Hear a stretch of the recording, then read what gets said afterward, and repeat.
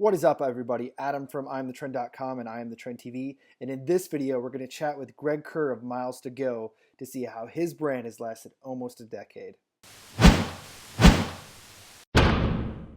This episode of I Am the Trend TV is brought to you by Threadbird Printing, high quality screen printing at affordable prices.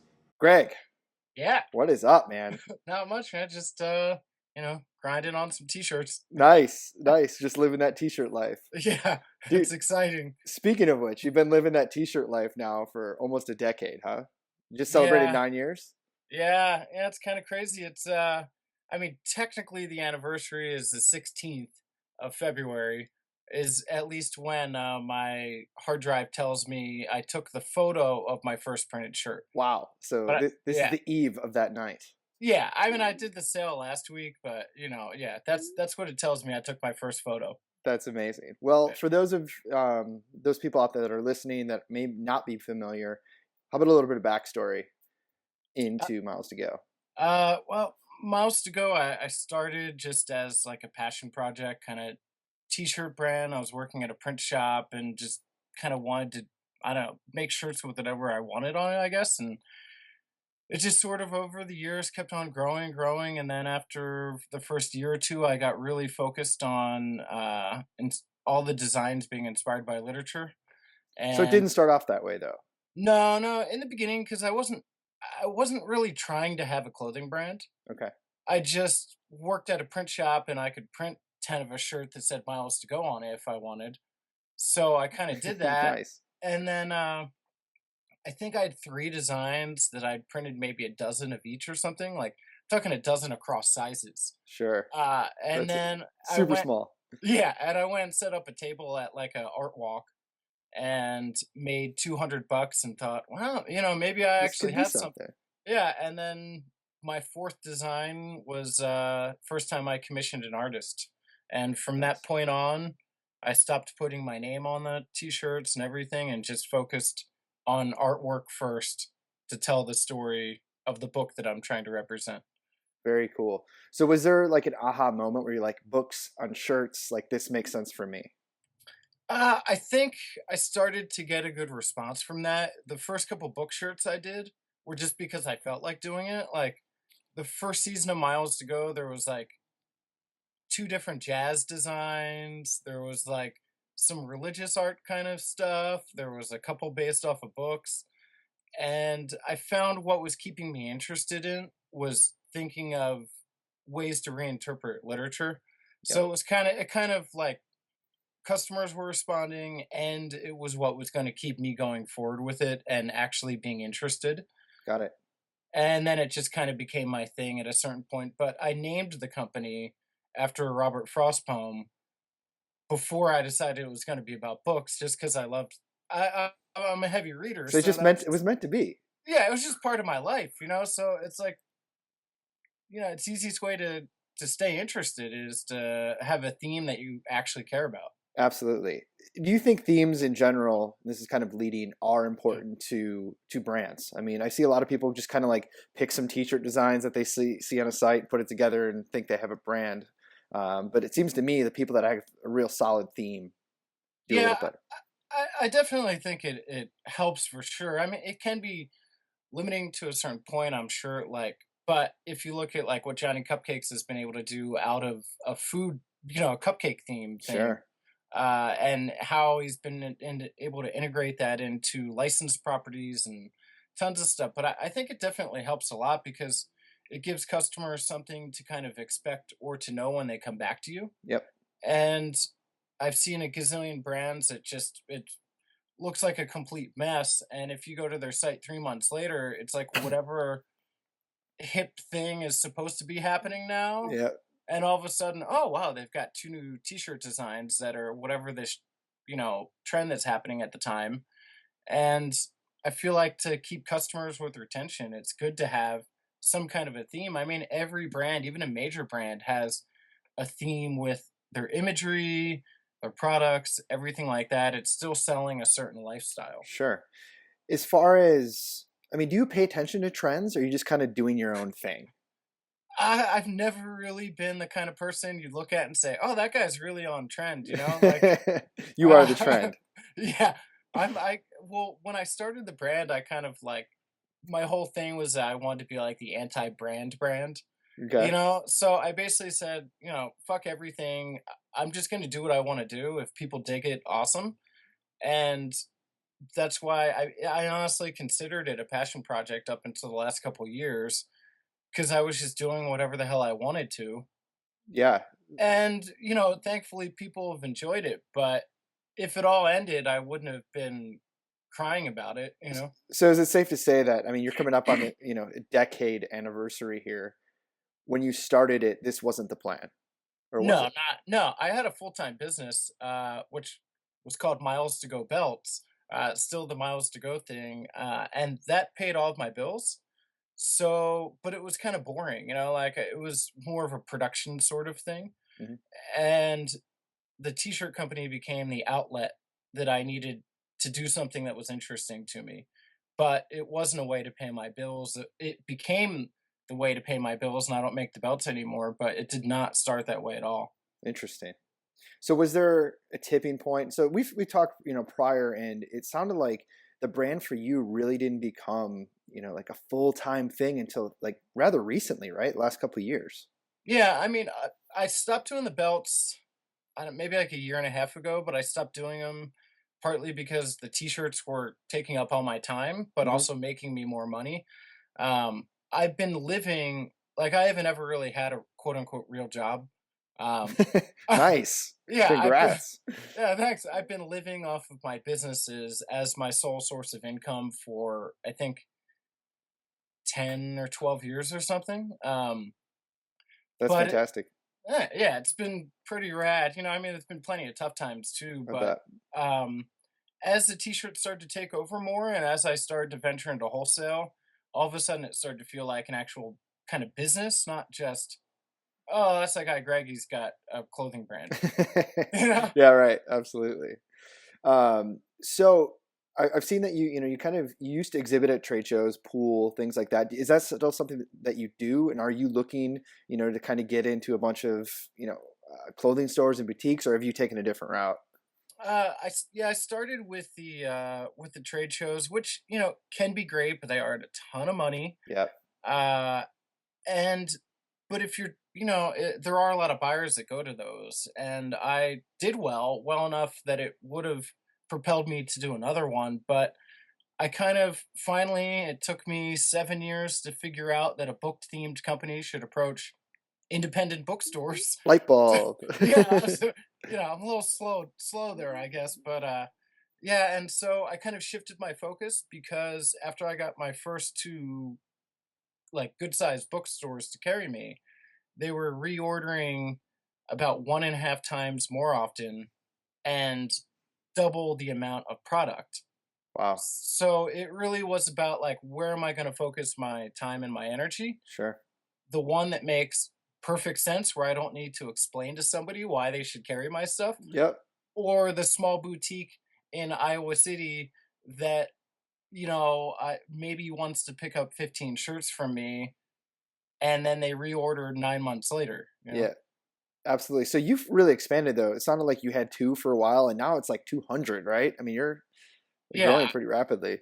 yeah. I went out. I was just cold calling stores in the beginning. I would So, like, let's talk about that real quick okay, because I think that yeah. takes a lot of guts. And I mean, how did you approach that? Were you literally just like, "Hey, my name's Greg, Mouse to Go. I have cool shirts." Like, Well, the first store that I got into bookstore wise was called Changing Hands, and they're based out of Phoenix, but which is where I'm based out of. But they didn't know me at all, and I basically called up and asked to speak to whoever bought for their gift section and told her kind of what I did and asked if I could email over a line sheet of what I was selling and some links to my website.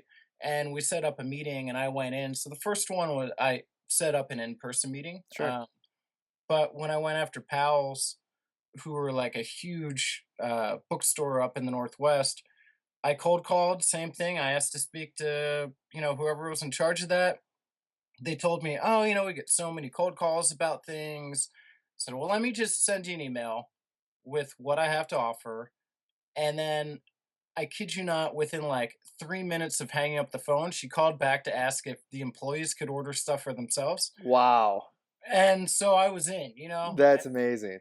yeah. And that store actually led to a sales rep who sells to the gift sections of bookstores, random calling me one night, and we talked for like 2 hours. And he kind of propelled me from going to having two or four stores or whatever it was I had to basically he's essentially responsible for now me being in over 200, and as of actually this week I'm going to be hitting close to 250. Wow. Yeah, because a new chain in the Midwest just picked me up. So That's incredible, man. I mean, just congratulations on that. And it just going back to like that all started with you just kind of like pounding the pavement, a couple calls, and it was just yeah. like bing, bing, bing.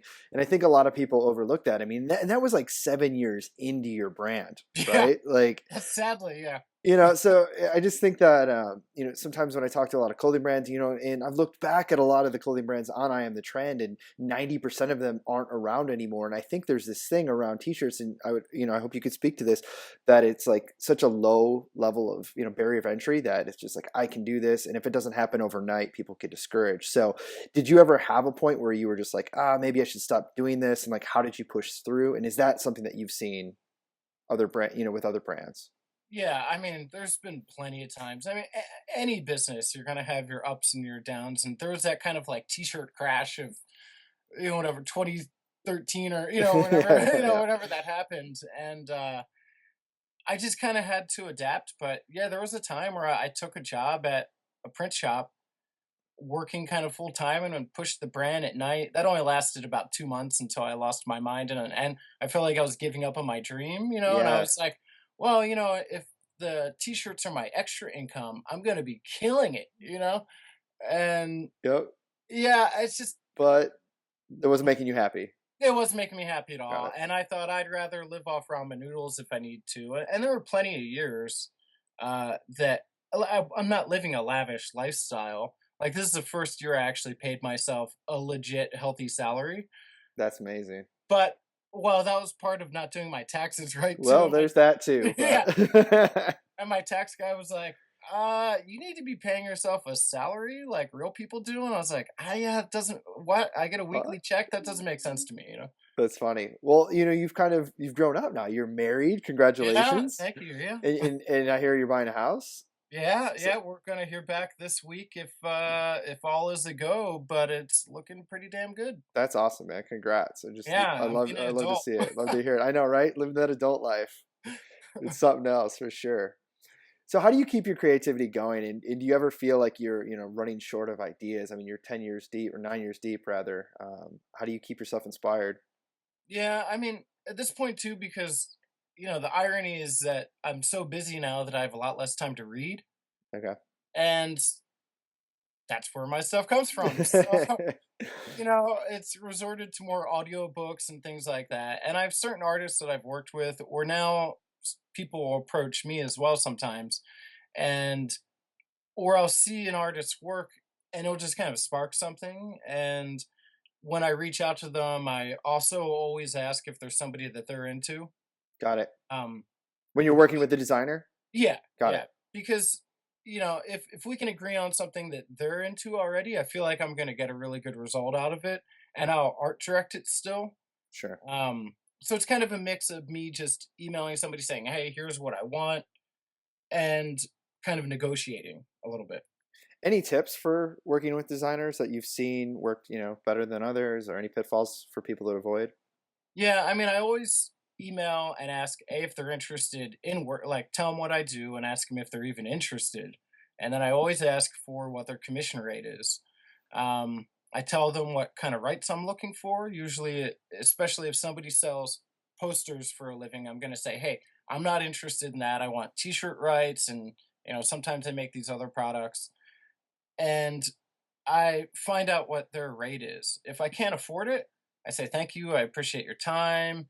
Like, I'll come back when it fits my budget, or I'll ask them if they have a deal if I get two designs. Nice. But I never try and tell an artist, like, my budget is, X, Y, at this amount of money. Will you do it? I say, what is your commission rate?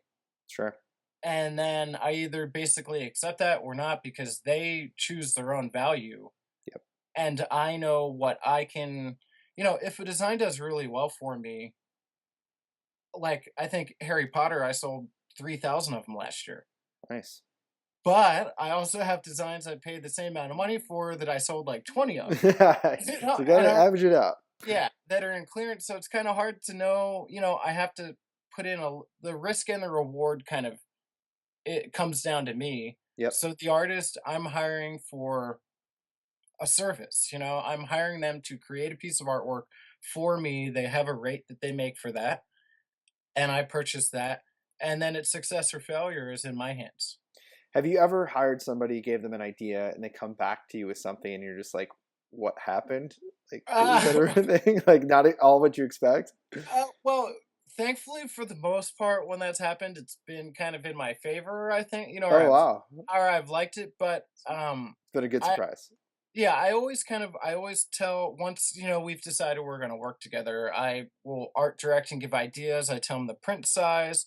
I tell them the amount of colors that I'm looking for max and what I need from the art, and then uh just try and figure it out. But I always ask for a composition sketch. I tell them it can even be a napkin sketch, that takes them like 45 seconds, but establishes the general composition of what we're going for. Got it. Very good So tip. then, if we need to make a change, or I'm thinking this or I'm thinking that, then that can happen before they're actually into like inking a design. Sure. And I try and stop it before that happens, at least. That's a great tip. Really good tip. So, as far as validating any of your ideas, is that something that do you do any validation, or you just come up with some concepts and you're like, I like this, I'm just gonna go with it? Yeah, that's mostly it. Okay, Yeah, all right, cool. I mean, there's definitely times like there's certain designs, people constantly asking for this, certain books. And, if I'm not familiar with the property, it's Sure. hard for me to come up with a design unless some artist comes up to me and says, "Hey, man, I love this book, and here's what I've done, or here's what I'm looking to do." So for the most part, I'm just kind of doing things off a whim still. I don't really do, like, way back in the day. Actually, I didn't do Harry Potter. I had Keaton Henson, who at the time he kind of agreed to do it, and it turned into a battle on my Facebook page back when people actually checked Facebook. Yeah. But it was like a 200 comment argument of people on, because I did classic literature, and so I didn't do it back then. And then I So find your yeah, we're community around miles finally. ago was mad about it. Yo, Like, yeah, yeah. They were like, wow. and I had my argument that turned on a new generation to reading. It just Sure. went back and forth forever. But yeah, there was like some backlash a little bit, and then finally I said, "Oh fuck you, I'm gonna do it anyway." Like Yeah. I hired years later. I can't. It took me years. I came around to it, and I said, "All right, I'm gonna do it this way, and I'm just gonna go forward with it." And it sounds like it was a home run for you. So. Yeah, yes. It's I don't sell a ton of them online anymore. I mean, Okay. I definitely did when it came out, but it's been around probably for, I don't know, at least 3, 4 years. Got it. So designs like that, I don't sell as many, or I can tell who's new to my website when they buy Moby Dick. Sure. I'm like, "Oh, it's first time Classic. customer," Yeah. Is that still your bestseller then?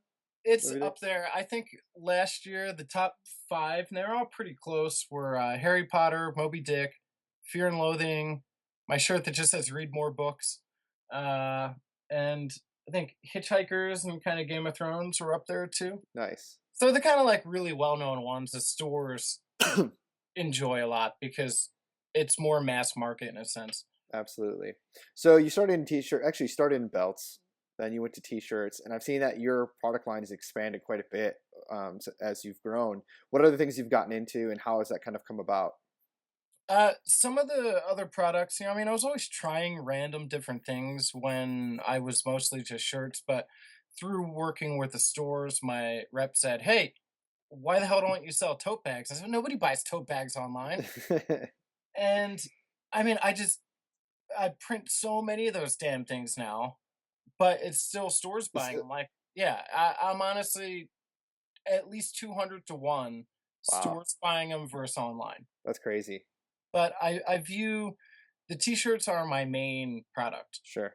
And I saying like you kind of I look at it as like the hub and spoke model. So the shirt is my main core product.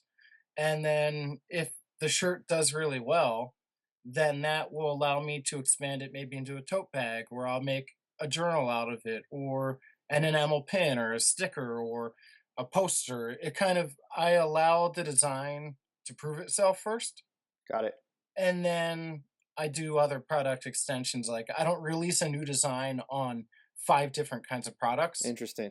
because I don't even know if people are going to buy it or not. Yep. And I think a lot of people do that out of the gate. They're like, I need to do this, and I need to print 100 of them, and I need them on 5 different types of products. I mean, have you seen that? Yeah, it's crazy. I mean, that's the thing. It's like we were saying, t-shirts have such a easy entry level because any jackass with like $250, can make a terrible t-shirt. Yeah. So it's real easy for people to get into, and everybody thinks like you got to go so big out of the gate. I got to, I mean, back in the day, I remember everybody wanted to be Johnny Cupcakes.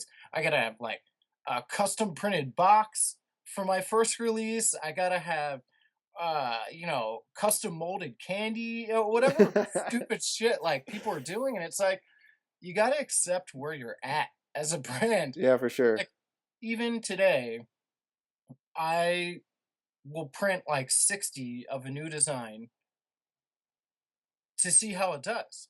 Because the best problem I can have is that I'm reprinting it in 2 weeks.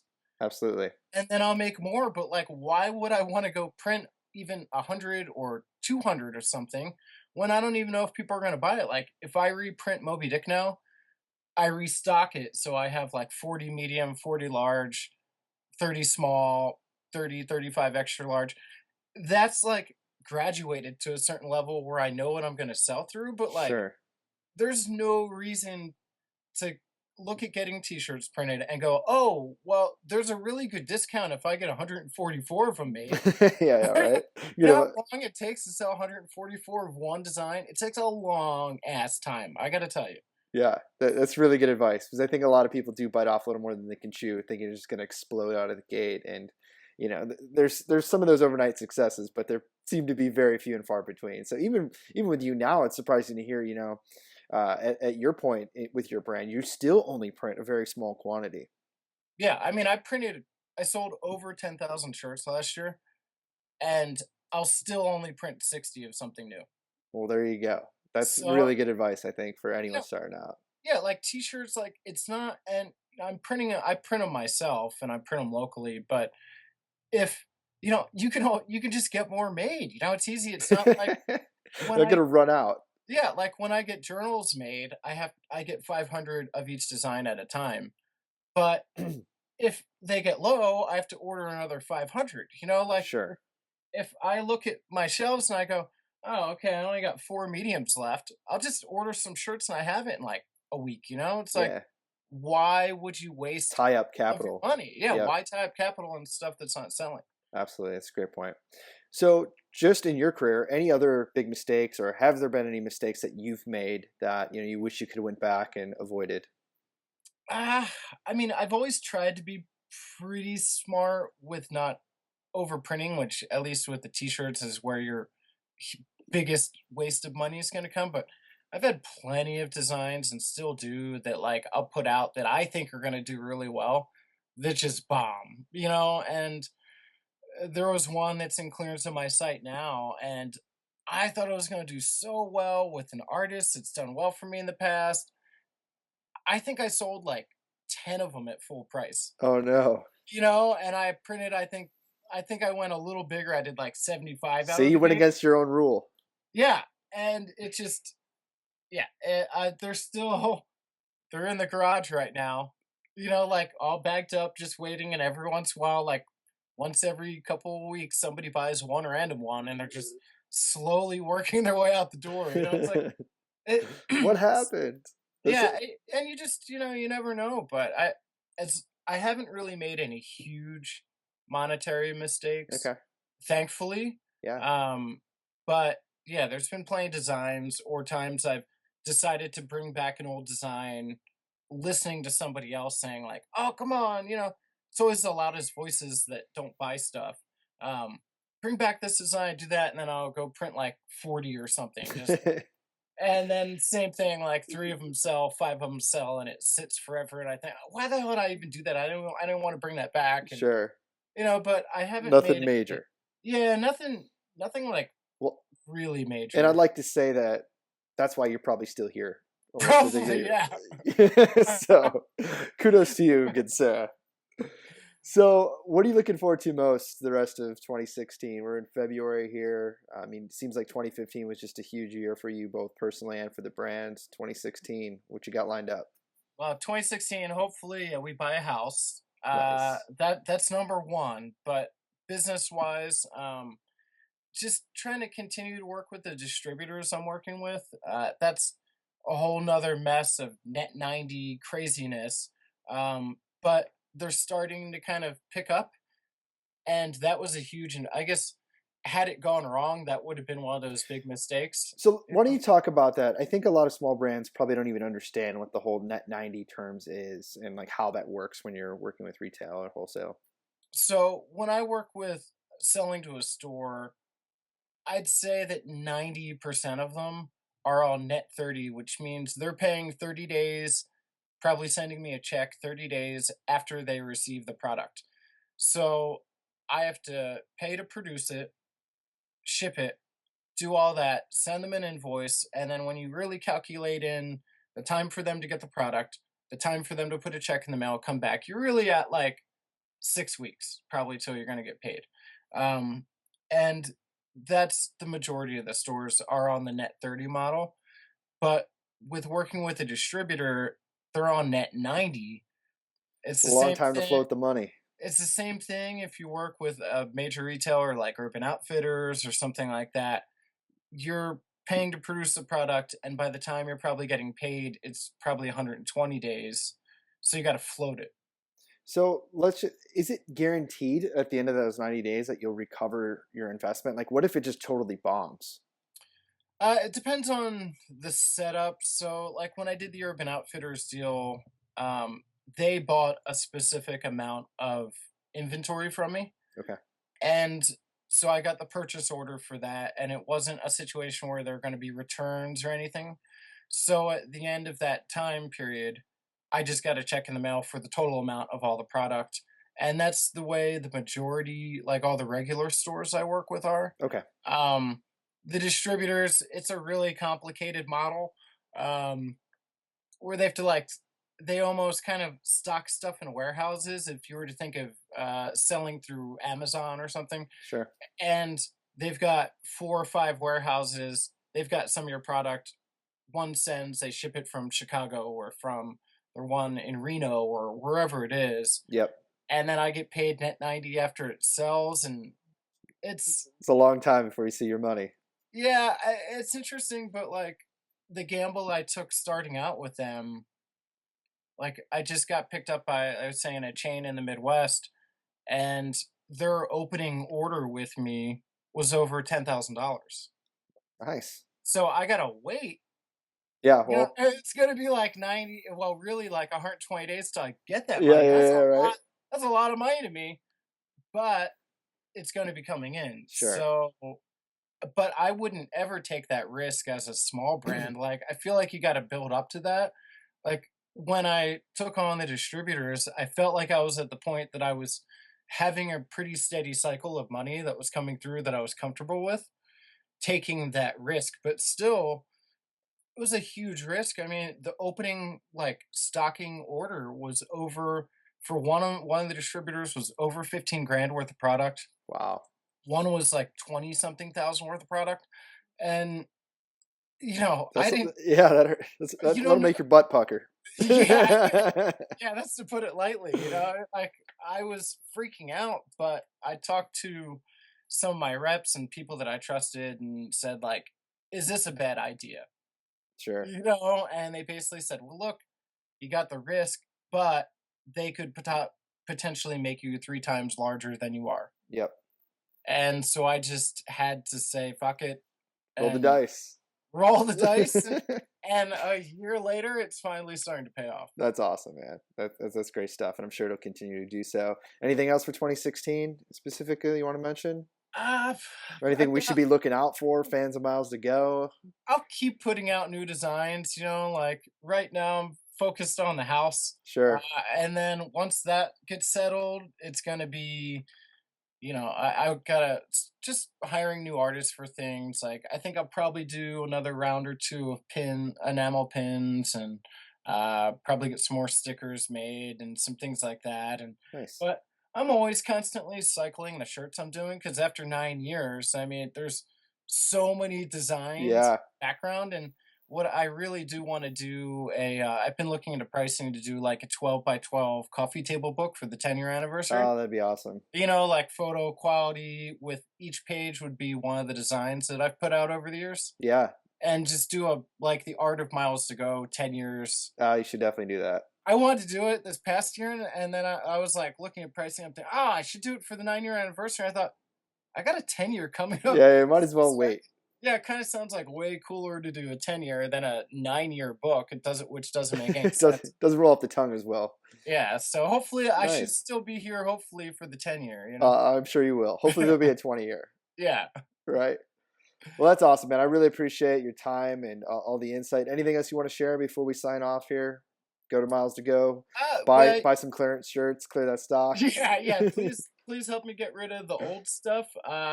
If you want, you can take 20% off with the coupon IATT. Nice. Yeah, I'll give you guys that, and that'll be good. I'll just kind of leave that up for a long time. Cool. And then, you can find me at shopmilestogo.com, and you can find me on Instagram at either at shopmilestogo or at milestogo and Twitter is at shopmilestogo, and who cares about Facebook? You got it, man. Yeah. Well, I'll put all those links in the video description below. Thanks again for your time. As always, super knowledgeable and impressive, sir. Well, thanks, thank Ed. you. Appreciate it. This episode of I Am the Trend TV is brought to you by Threadbird Printing, high quality screen printing at affordable prices.